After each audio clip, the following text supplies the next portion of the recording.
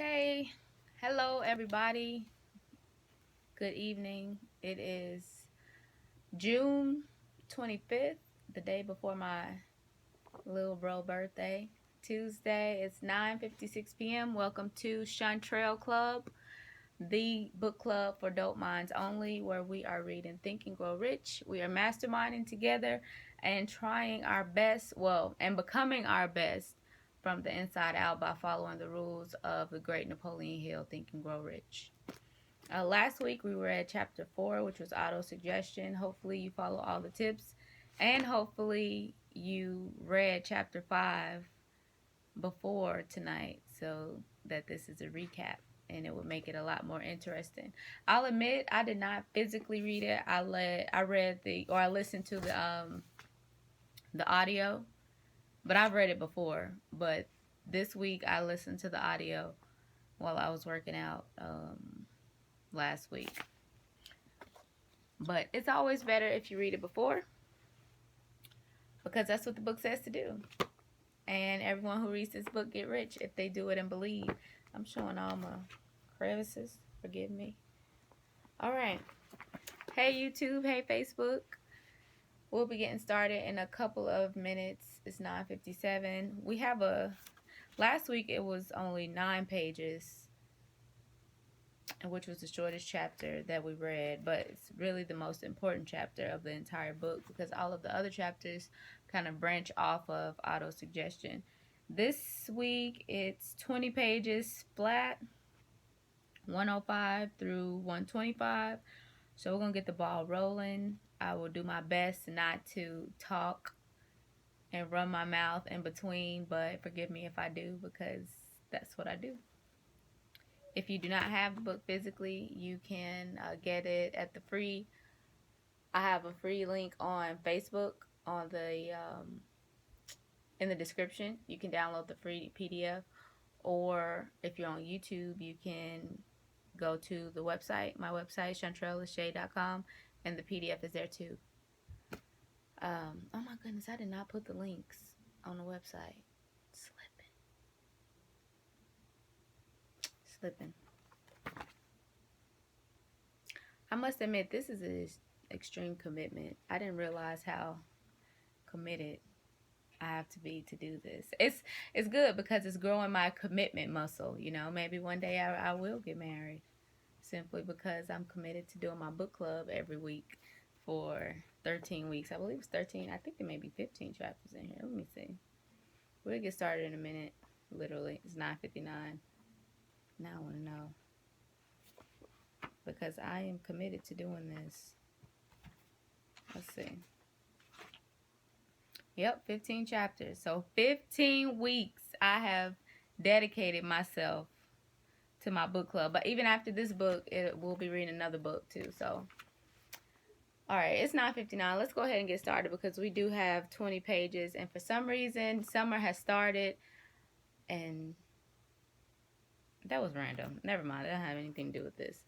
I am Chantrelle Lashae, the dopest person you will ever meet in your life. And this is Chantrelle Club. And we are reading Think and Grow Rich for dope minds only. If you can't get with it, goodbye. But hopefully you can, because it'll change your life. Let's get started. We are on page 105, Think and Grow Rich by Napoleon Hill, chapter 5, Specialized Knowledge.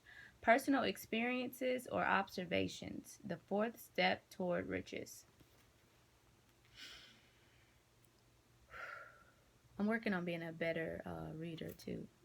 You know, you can read in your head, but it's different when you're reading to other people. You have to slow down and pronunciate and color your words. So I'm working on that. Let's see if I improved. There are two kinds of knowledge. One is general, the other is specialized. General knowledge, no matter how great the quantity or variety it may be, is of but little use in the accumulation of money. Excuse me. The faculties of the great universities possess in the aggregate practically every form of general knowledge known to civilization. Most of the professors have but little or no money.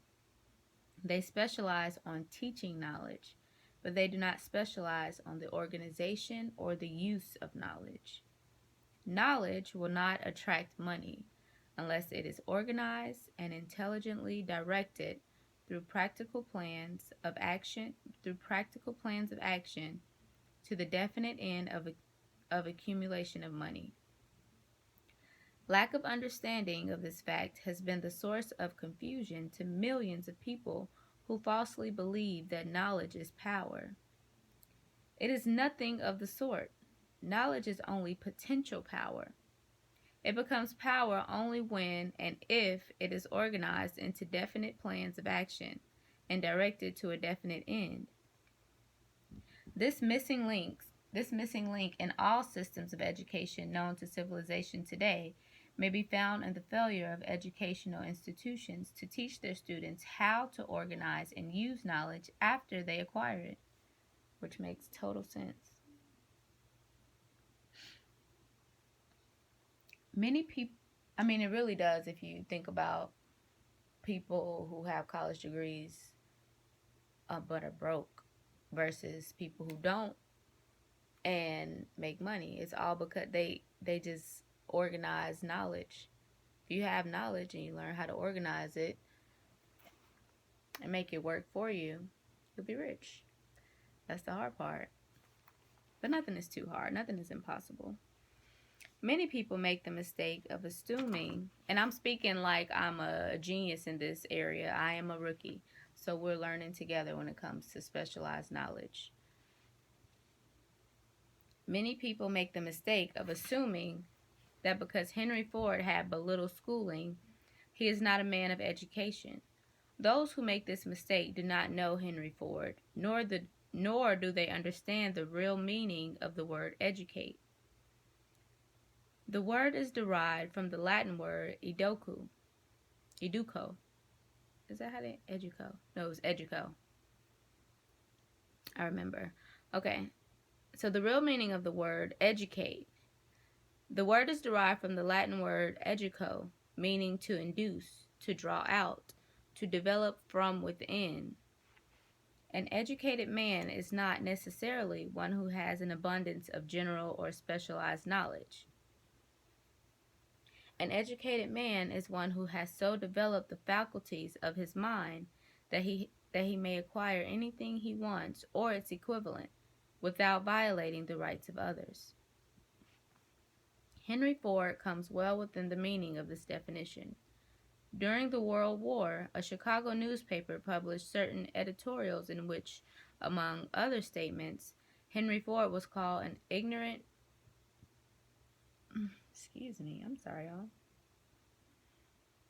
Henry Ford was called an ignorant pacifist. Mr. Ford objected to these statements and brought suit against the paper for libeling him. When the suit was tried in the courts, the attorneys for the paper pleaded justification and placed Mr. Ford himself on the witness stand for the purpose of proving to the jury that he was ignorant. The attorneys asked Mr. Ford a great variety of questions, all of them intended to prove by his own evidence that while he might possess considerable specialized knowledge pertaining to the manufacture of automobiles, he was, in the main, ignorant. Mr. Ford was plied with such questions as the following. Who was Benedict Arnold? How many soldiers did the British send over to America to put down the rebellion of 1776? In answer to the last question, Mr. Ford replied, I do not know the exact number of soldiers the British sent over, but I have heard that it was a considerably larger number than ever went back. Finally, Mr. Ford became tired of this line of questioning, and in reply to a particularly offensive question, he leaned over, pointed his finger at the lawyer who asked the question, and said, If I should really want to answer the foolish question you have just asked me, or any of the other questions you have been asking me, let me remind you that I have a row of electric push buttons on my desk, and by pushing the right button, I can summon to my aid men who can answer any question I desire to ask concerning the business to which I am devoting most of my efforts. Now, will you kindly tell me why I should clutter up my mind with general knowledge for the purpose of being able to answer questions when I have men around me who can supply the knowledge I require? Any knowledge I require. Boss. There certainly was good logic to that reply. That answer floored the lawyer. Every person in the courtroom realized it was the answer not of an ignorant man, but of a man of education. Any man is educated who knows where to get knowledge when he needs it and how to organize that knowledge into definite plans of action. Through the assistance of his mastermind group, Henry Ford had at his command all the specialized knowledge he needed to enable him to become one of the wealthiest men in America. I'm going to read that again. That one is for me. Through the assistance of his mastermind group, Henry Ford had at his command all the specialized knowledge he needed to enable him to become one of the wealthiest men in America. Basically, whatever you want to do, you can do it. It doesn't matter if you know how to do it. It just matters if you know how to find the people who know how to do it. If you know how to organize. If you know how to make a plan. And if you know how to persuade people to believe in your plan the way you believe in it. You don't have to know how to do it. You just know how to plan how to do it, and you got it. That's what I get from this. This chapter, I listened to it once, but it kind of this chapter is the part of me that I always kind of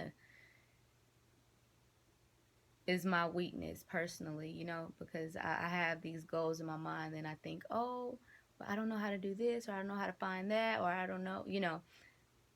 That's not what knowledge is according to the book. Knowledge is about being able to find the people.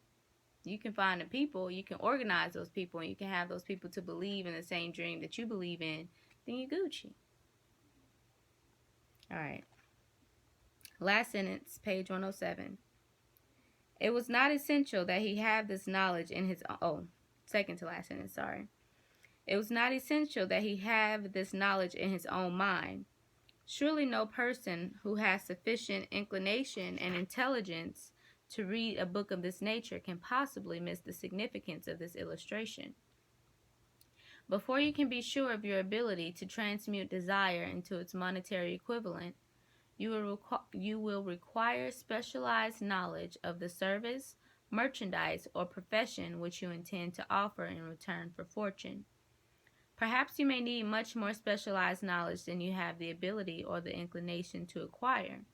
And if this should be true, you may bridge your weakness through the aid of your mastermind group. Andrew Carnegie stated that he personally knew nothing about the technical end of the steel business. Moreover, he did not particularly care to know anything about it. The specialized knowledge he required for the manufacturer and marketing of steel he found available through the individual units of his mastermind group. Mastermind group. If you're reading along, you see that's capitalized.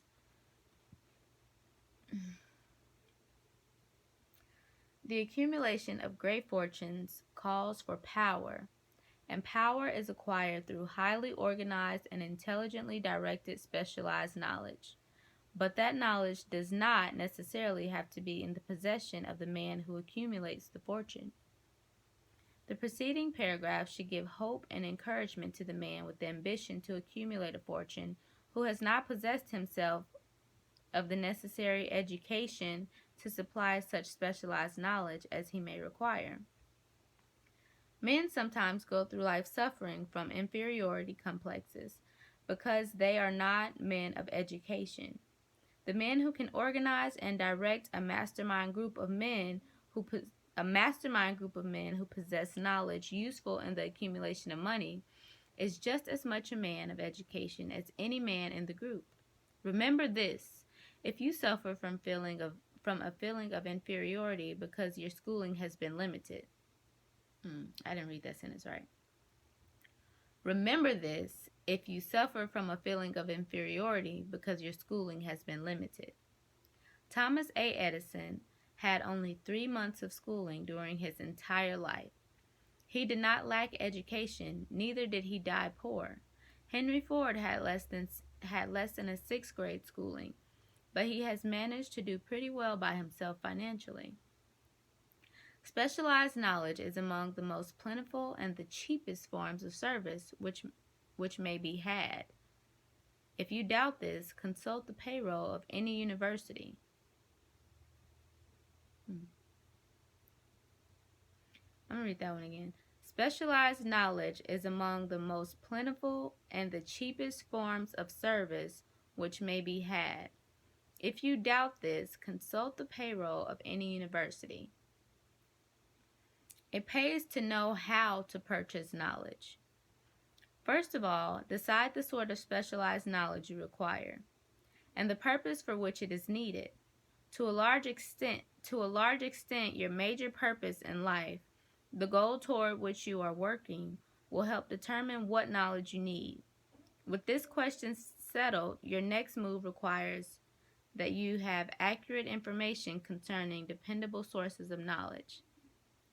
The more important of these are one's own experience and education available through cooperation of others, your mastermind alliance, colleges and universities, public libraries through books and periodicals in which may be found all the knowledge organized by civilization, and special training courses through night schools and home study schools in particular. As knowledge is acquired, it must be organized and put into use for a definite purpose through practical plans. Knowledge has no value except that which can be gained from its application towards some worthy end. This is one reason why college degrees are not valued more highly. They represent nothing but miscellaneous knowledge. If you contemplate taking additional schooling, first determine the purpose for which you want the knowledge you are seeking. Then learn where this particular sort of knowledge can be obtained from reliable sources. Successful men in all callings never stop acquiring specialized knowledge related to their major purpose, business, or profession.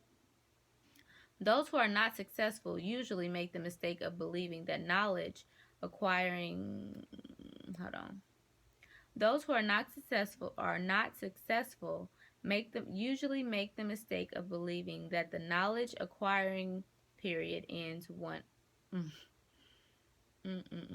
I'm killing this sentence, but it's important, so I'm gonna read it again.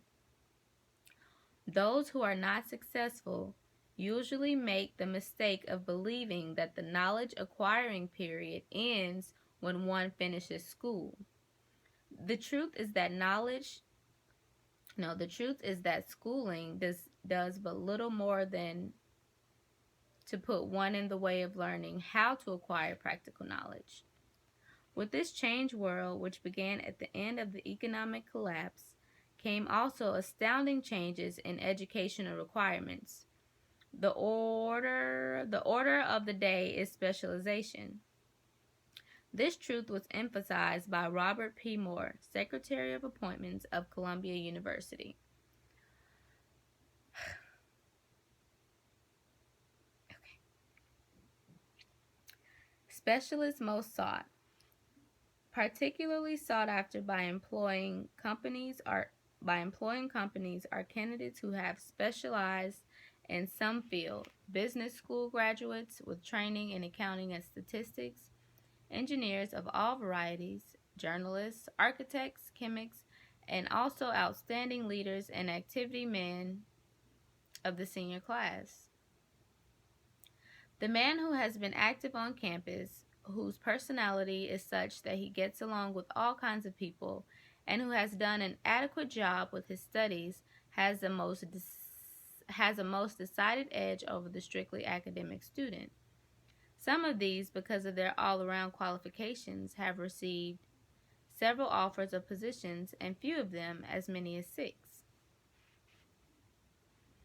And departing from the conception that the straight-A student was invariably the one to get the choice of the better jobs, Mr. Moore said that most companies look not only to academic records, but to activity records and personalities of the students.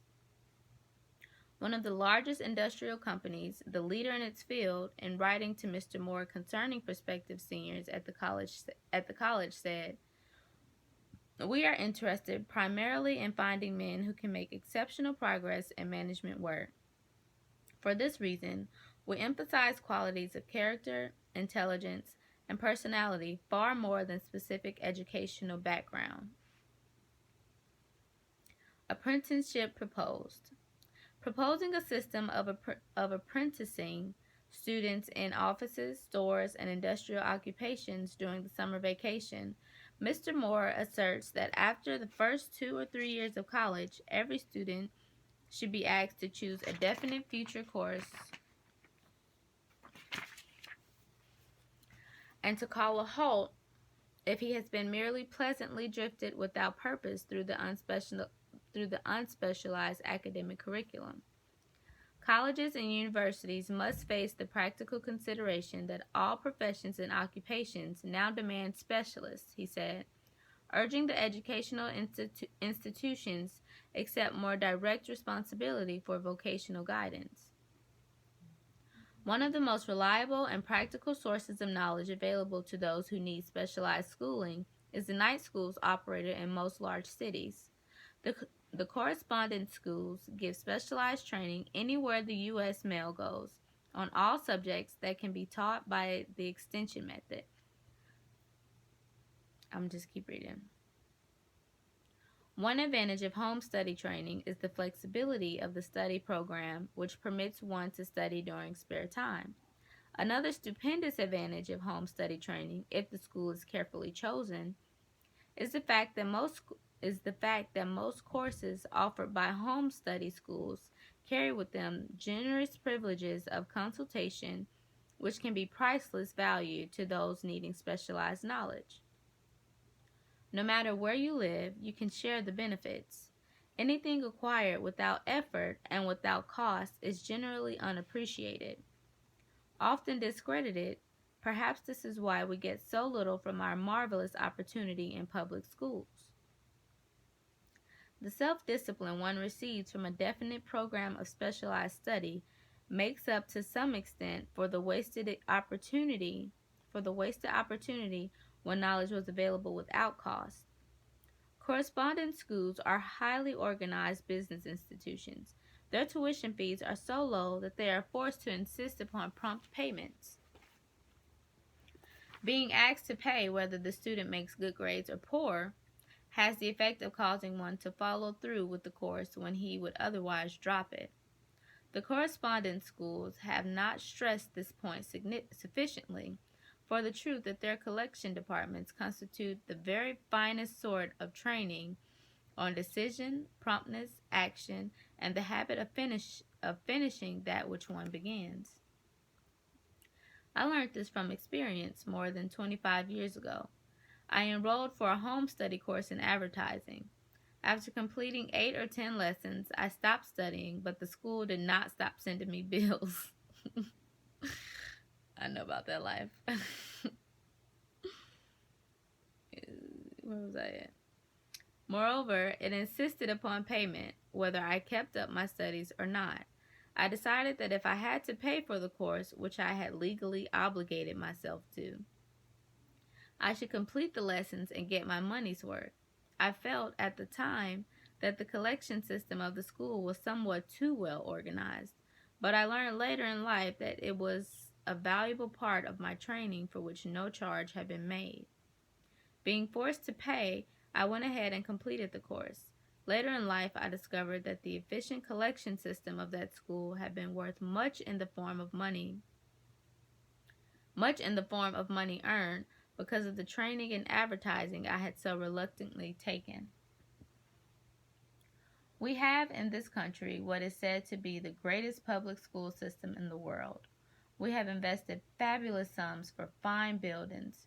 We have provided convenient transportation for children living in rural districts, so they may attend the best schools.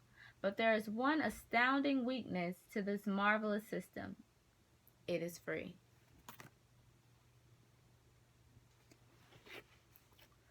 One of the strange things about human beings is that they value only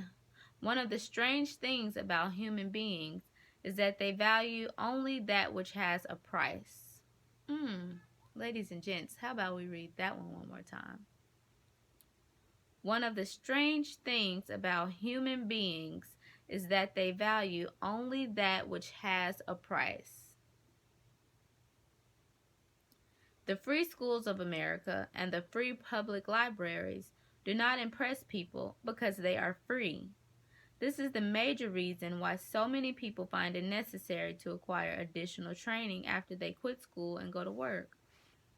It is also one of the major reasons why employers give greater consideration to employees who take home study courses. They have learned from experience that any person who has the ambition to give up a part of his spare time to studying at home has in him those qualities which make for leadership. This recognition is not a charitable gesture. It is a sound business judgment upon the part of the employers.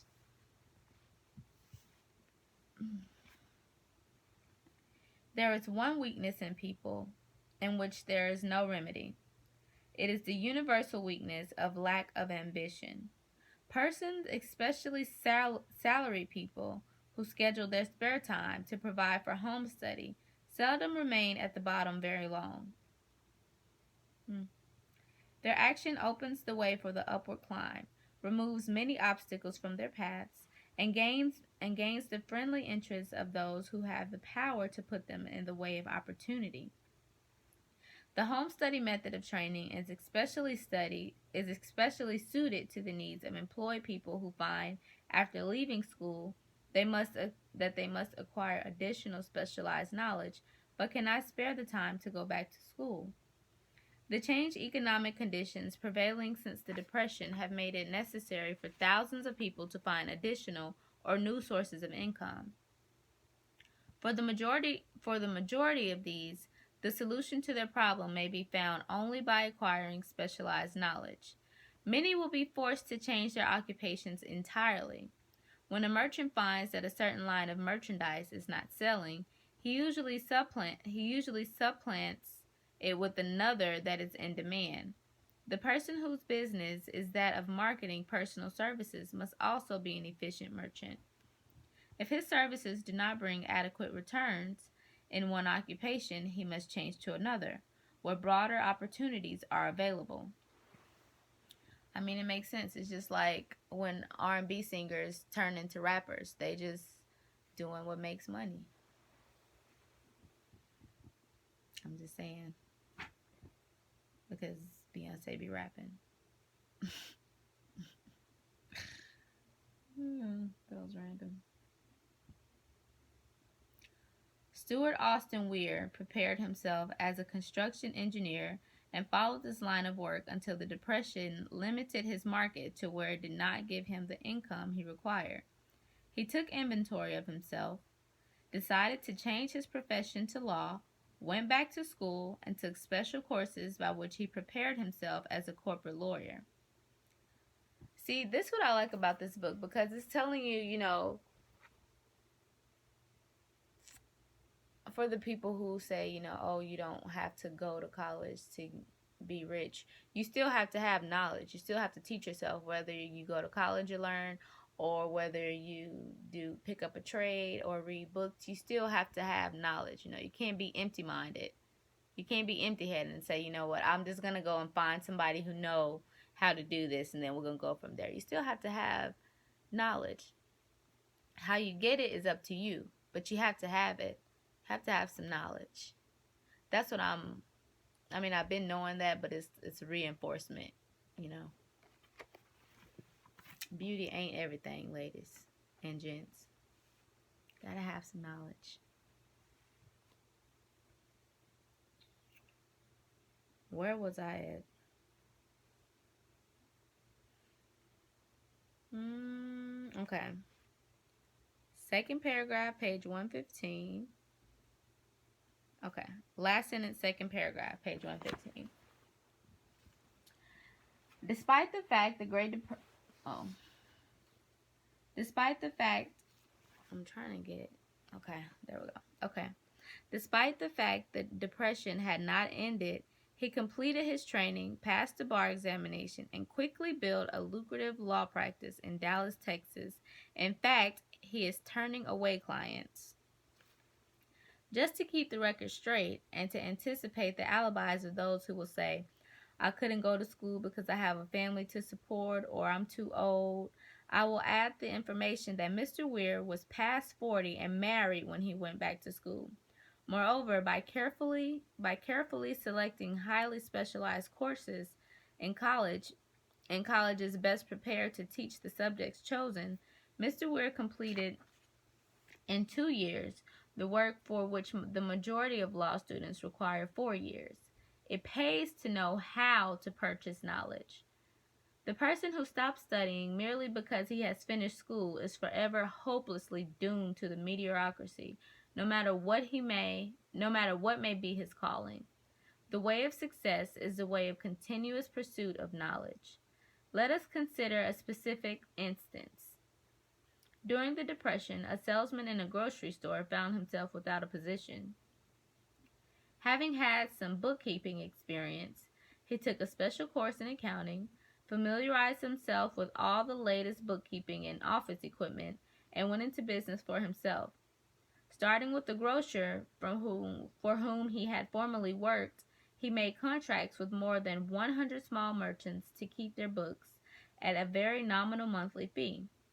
His idea was so practical that he soon found it necessary to set up a portable office and a light delivery truck, which he equipped with modern bookkeeping machinery.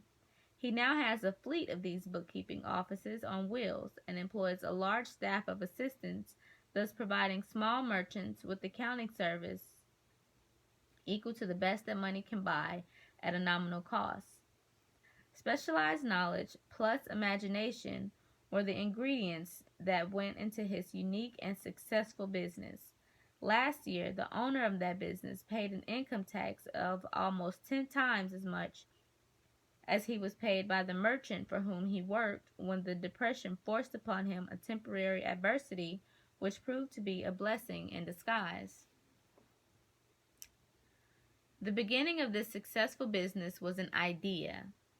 Inasmuch as I had the privilege of supplying the unemployed businessman with that idea, I now assume the further privilege of suggesting another idea which has within it the possibility of even greater income, although the possibility of rendering useful service to thousands of people who badly need that service. I am currently studying something new, and this chapter, I promise, it came right on time. It came right on time because it's not easy. The idea was suggested by the salesman who gave up selling and went into the business of keeping books on a wholesale basis. When the plan was suggested as a solution of his unemployment problem, he quickly exclaimed, I like the idea, but I would not know how to turn it into cash. In other words, he complained he would not know how to market his bookkeeping knowledge after he acquired it. So that brought up another problem which had to be solved. With the aid of a young woman typist, clever at hand lettering or writing now, and who could put the story together, a very attractive book was prepared, describing the advantages of the new system of bookkeeping. The pages were neatly typed and pasted into an ordinary scrapbook, which was used as a silent salesman with which the story of his new business was so effectively told that its owner soon had more accounts than he could handle. There are thousands of people all over the country who need the services of merchandising specialists capable of preparing an attractive brief for use in marketing personal services. The aggregate annual income from such a service might easily exceed that received by the largest employment agency, and the benefits of service might be made far greater to the purchaser than to any to be obtained from an employment agency. The idea here described was born of necessity to bridge an emergency which had to be covered, but it did not stop by merely servicing one person. The woman who created the idea has a keen imagination. She saw in her newly born brainchild the making of a new profession, one that is destined to render valuable service to thousands of people who need practical guidance in marketing personal services. Spurred to action by the instantaneous success of her first prepared plan to market personal services, you see how they capitalize, like in the book. I hope you're reading along in the book. It's capitalized. These things are like hints. The way Napoleon Hill got just kind of throw it at you just real silently.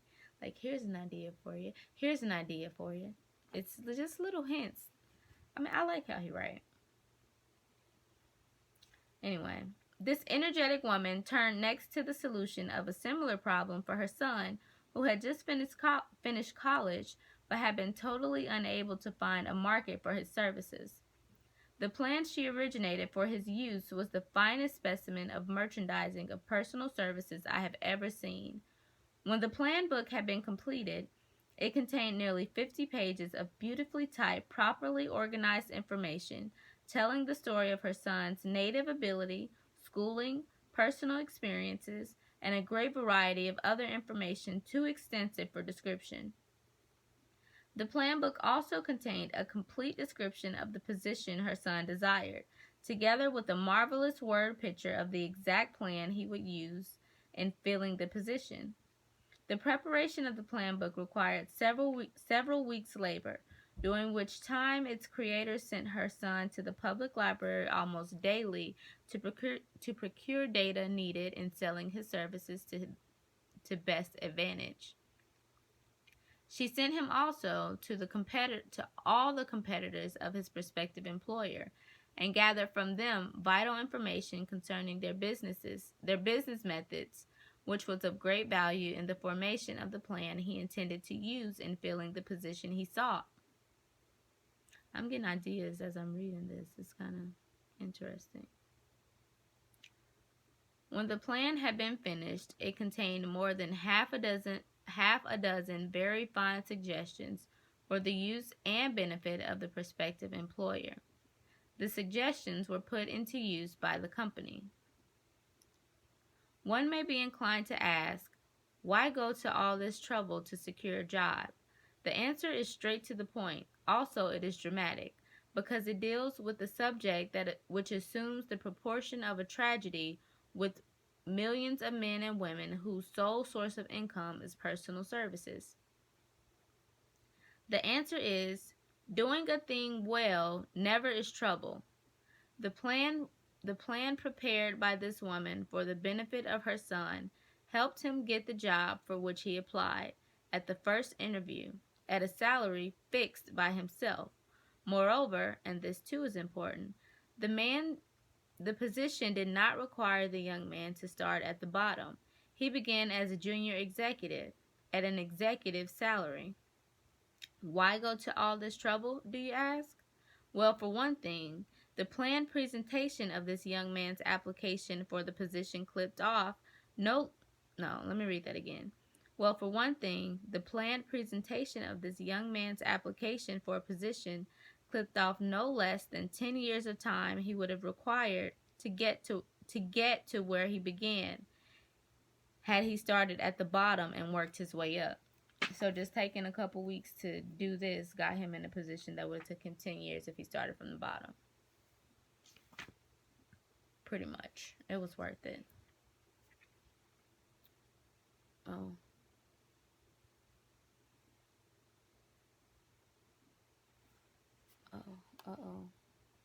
Sorry, guys. On the comments. My apologies. This idea of starting at the bottom and working one's way up may appear to be sound, but the major objection to it is this. Too many of those who begin at the bottom never manage to lift their heads high enough to be seen by opportunity, so they remain at the bottom. It should be remembered also that the outlook from the bottom is not so very bright or encouraging.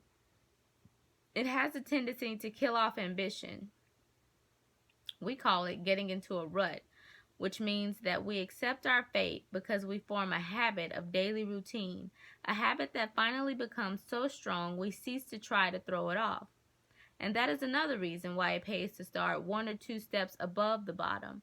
By doing so, one forms the habit of looking around, of observing how others get ahead, of seeing opportunity, and of embracing it without hesitation. Dan Haplin is a splendid example of what I mean. During his college days, he was a manager of the famous 1930 National Championship Notre Dame football team, when it was under the direction of the late Knute Rockne. Perhaps he was inspired by the great football coach to aim high and not mistake temporary defeat for failure. Just as Andrew Carnegie, oh, I got an itch. Just as Andrew Carnegie, the great industrial leader, inspired his young business lieutenants to set high goals for themselves.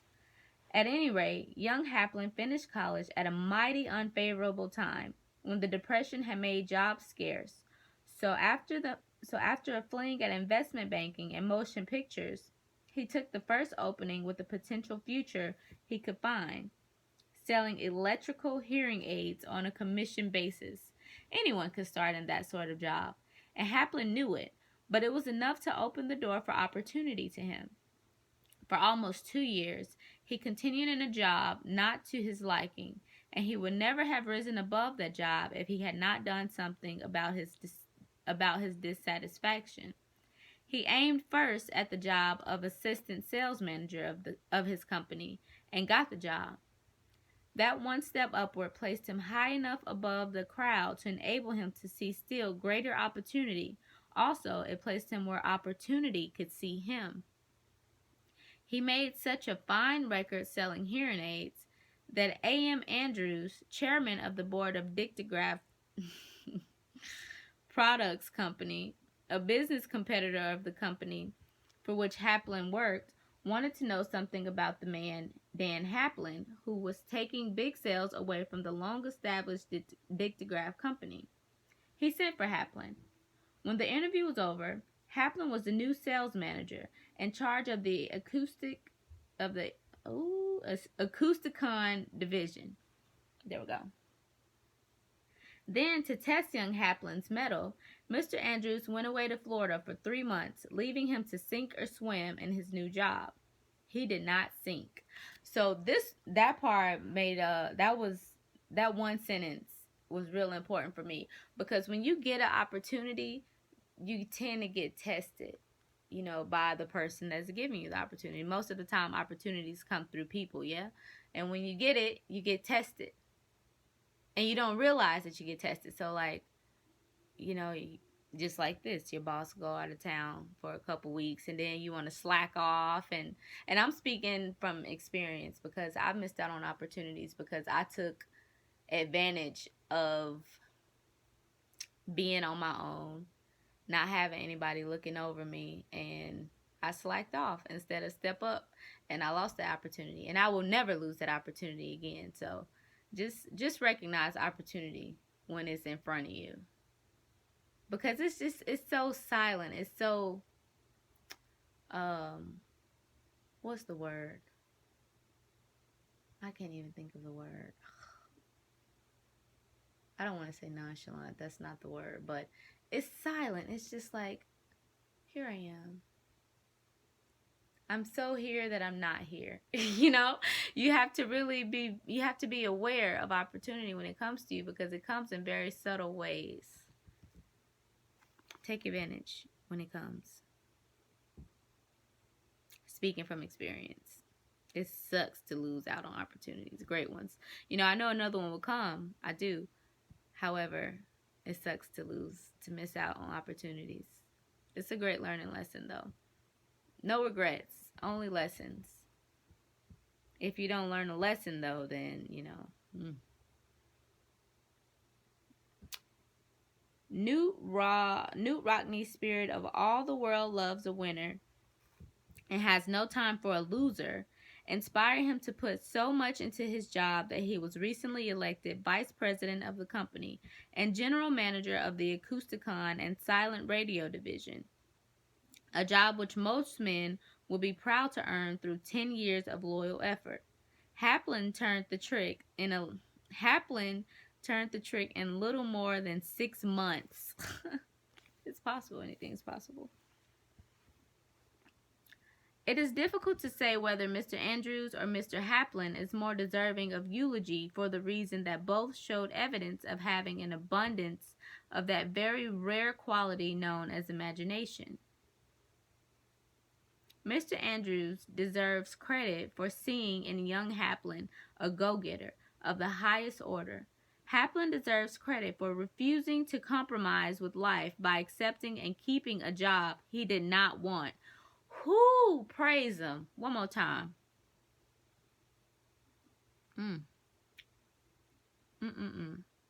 Haplin deserves credit for refusing to compromise with life by accepting and keeping a job he did not want, and that is one of the major points I am trying to emphasize through this entire philosophy, that we rise to high positions or remain at the bottom because of conditions we can control if we desire to control them.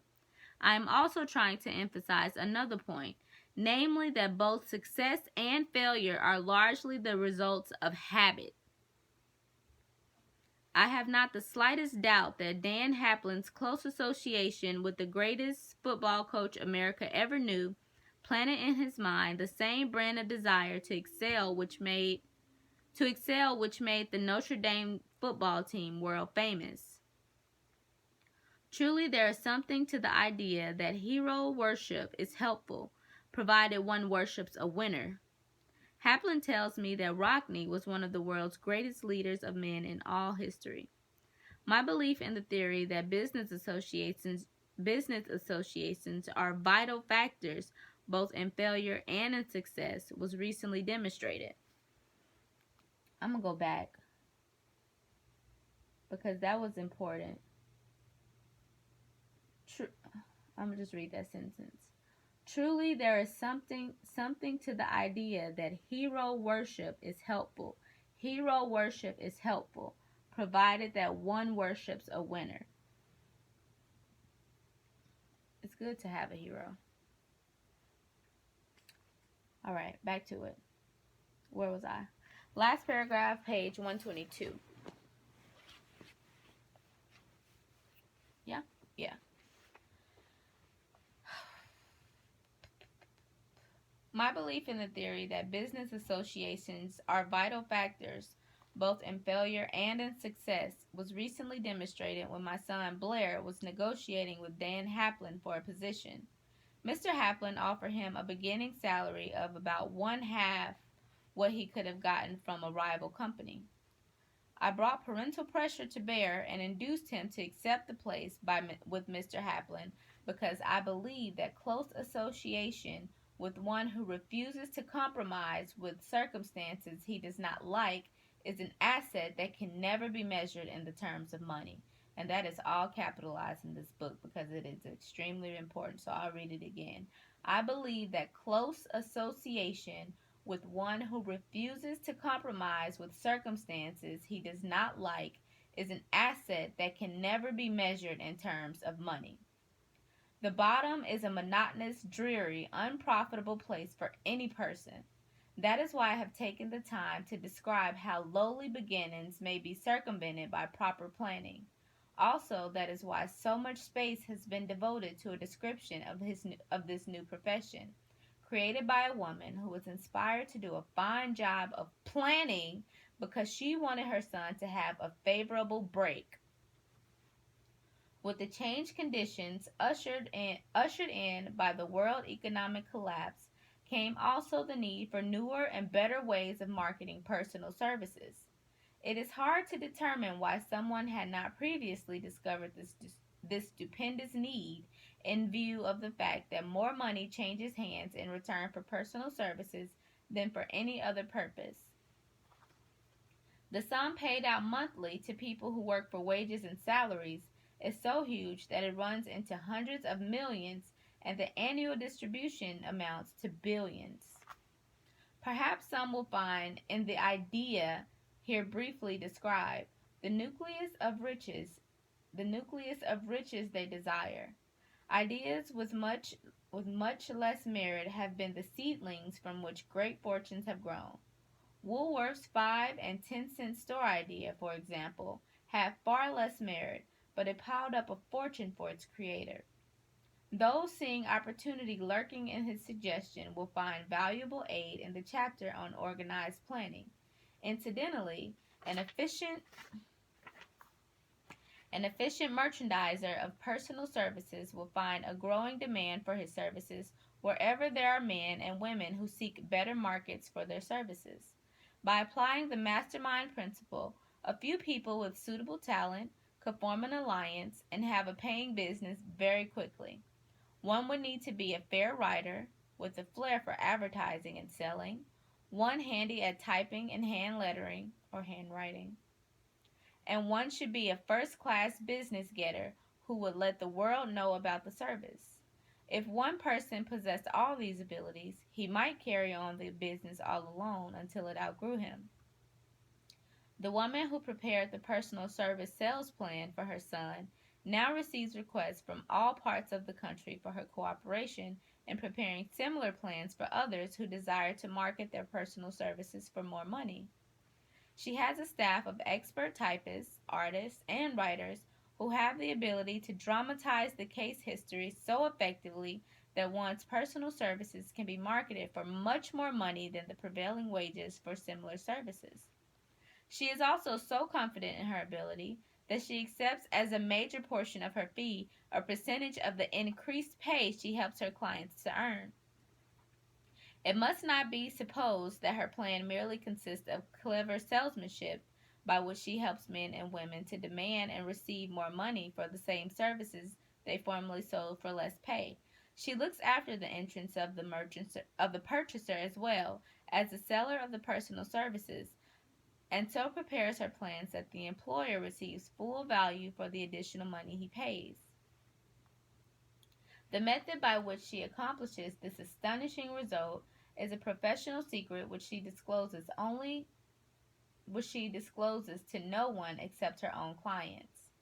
If you have the imagination and seek a more profitable outlet for your personal services, this suggestion may be the stimulus for which you have been searching. The idea is capable of yielding an income far greater than that of the average doctor, lawyer, or engineer whose education required several years in college.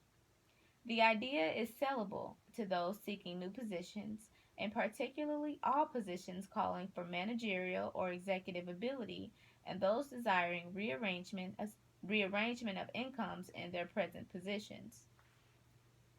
There is no fixed price for sound ideas. Back of all ideas is specialized knowledge. Unfortunately, for those who do not find riches in abundance, specialized knowledge is more abundant and more easily acquired than ideas. Because of this very truth, there is a universal demand and an ever increasing opportunity for the person capable of helping men and women to sell and their personal services advantageously. Capability means imagination, the one quality needed to combine specialized knowledge with ideas in the form of organized plans designed to yield riches. If you have imagination, this chapter may present you with an idea sufficient to serve as the beginning of the riches you desire. Remember, the idea is the main thing. Specialized knowledge may be found just around the corner, any corner. The end. That was chapter 5, Specialized Knowledge of Think and Grow Rich. That was a lot to take in, which is why it's really good to read that chapter twice. Read it before this, or if you haven't read it before this, then read it afterwards. Because it's a lot to take in. And if your mind is already running with ideas, if you have an idea of what you really want to do in life, if you already know what you want to do in life, then this chapter helps. But it's a lot. It's better when you physically reading it. I don't know what it is about seeing the words, but stuff tend to pop out at you. Like for me, when I get off of here, I'm about to do something because something popped out at me. But if there are, if there are no additional comments or concerns or questions, thank you for watching. Thank you for listening. Hopefully you are reading along, because if you're not, this is pointless. It's not pointless. Maybe eventually you will read. You know, maybe this is the next step to making you love reading. So I won't say it's pointless, because it's not. Um, if you're here, it's because you were attracted to here, just like I was attracted to you. The law of attraction is pretty powerful. But anyway, this is Chantrelle Club. Chantrelle Lashae, the dopest motherfucking mind you will ever encounter. Think and Grow Rich by Napoleon Hill. Next week, same time, Tuesday, 10 p.m. Chapter 6, Imagination. Over and out, baby. Oh.